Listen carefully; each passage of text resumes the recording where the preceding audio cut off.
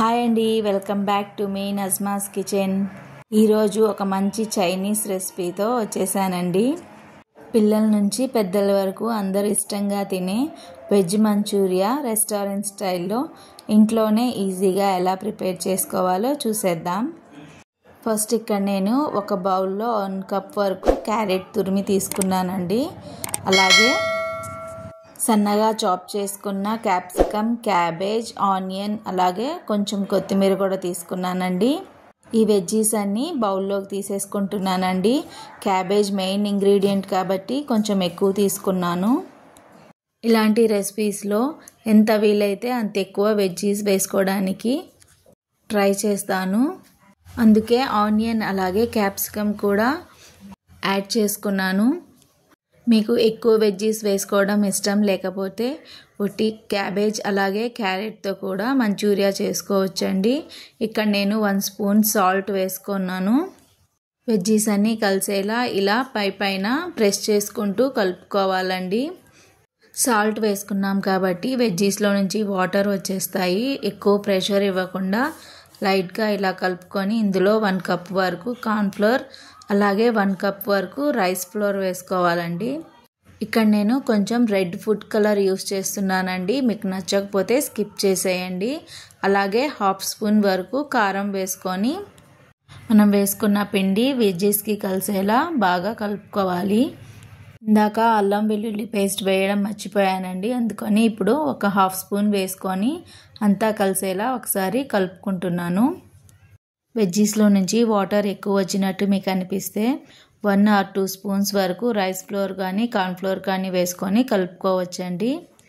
ఇలా చిన్ని Manchurian balls prepare చేసుకొని ఒక ప్లేట్లో తీసుకొని పక్కన పెట్టుకోవాలండి.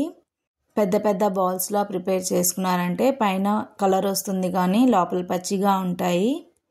ఇలా బాల్స్ ప్రిపేర్ చేసుకోకముందే నేను స్టవ్ మీద కడాయి పెట్టుకొని డీప్ ఫ్రైకి ఆయిల్ వేసుకున్నాను. ఇలా మంచూరియన్ బాల్స్ ప్రిపేర్ చేసేలోపు ఆయిల్ కూడా హీట్ అయిపోయిందండి. ఇప్పుడు ఒక్కొక్క మంచూరియన్ బాల్ని ఆయిల్లో వేసుకుంటూ బ్రౌన్ కలర్ వచ్చేంత వరకు ఫ్రై చేసుకోవాలి. ఫ్లేమ్ లో టు మీడియం పెట్టుకోవాలండి. హైలో అస్సలు పెట్టకూడదు. ఇందాక చెప్పినట్టు కలర్ వస్తుంది కానీ లోపల సరిగ్గా కుక్ అవ్వవు. మంచూరియన్ బాల్స్ ఆయిల్లో వేయగానే కలపకూడదండి. ఒక 2 to 3 minutes అలా వదిలేసి మధ్యలో ఇలా కలుపుకుంటూ ఫ్రై చేసుకొని అన్నిటినీ ఇలాగే ఫ్రై చేసుకొని ఒక ప్లేట్లోకి తీసుకొని పక్కన పెట్టుకోవాలండి. మరి డార్క్ బ్రౌన్ వచ్చేంత వరకు ఫ్రై చేసుకోకండి.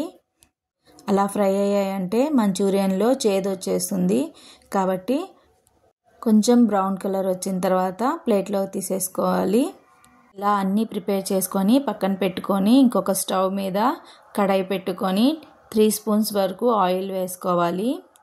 ఆయిల్ హీట్ అయ్యాక కొంచెం అల్లం తురుము అలాగే వెల్లుల్లి తురుము వేసుకొని ఇందులోనే సన్నగా చాప్ చేసుకున్న ఆనియన్స్ అలాగే 2 పచ్చిమిర్చి కొంచెం కరివేపాకు వేసుకొని హై ఫ్లేమ్ మీద టాస్ చేసుకోవాలండి. లోలో అస్సలు పెట్టకూడదు.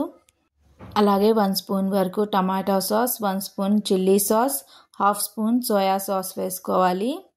నచ్చితే క్యాప్సికమ్ కూడా ఇలా క్యూబ్స్లా కట్ చేసుకొని వేసుకోండి. ఇప్పుడు మనం ముందుగా ప్రిపేర్ చేసుకున్న మంచూరియన్ బాల్స్ని వేసేసుకొని ఈ సాసెస్ అన్నీ మంచూరియాకి పట్టేలా ఫ్రై చేసుకోవాలండి.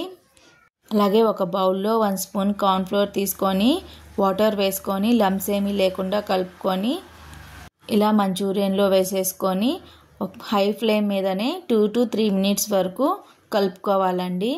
ఇక్కడ నేను కొంచెం డ్రైగా ప్రిపేర్ చేసుకున్నాను మంచూరియన్. మీకు జ్యూసీగా కావాలంటే కొంచెం ఎక్కువ వాటర్ వేసుకొని కలుపుకోవచ్చు. లాస్ట్లో కొత్తిమీరతో గార్నిష్ చేసుకున్నారంటే వేడిగా రెస్టారెంట్ స్టైల్లో వెజ్ మంచూరియన్ రెడీ అయిపోయిందండి.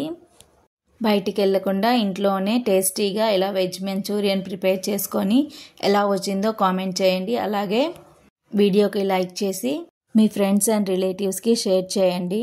ఫస్ట్ టైం మన వీడియోస్ చూస్తున్నట్టయితే మన ఛానల్ నజ్మాస్ కిచెన్కి సబ్స్క్రైబ్ చేసుకోండి. Thank you for watching.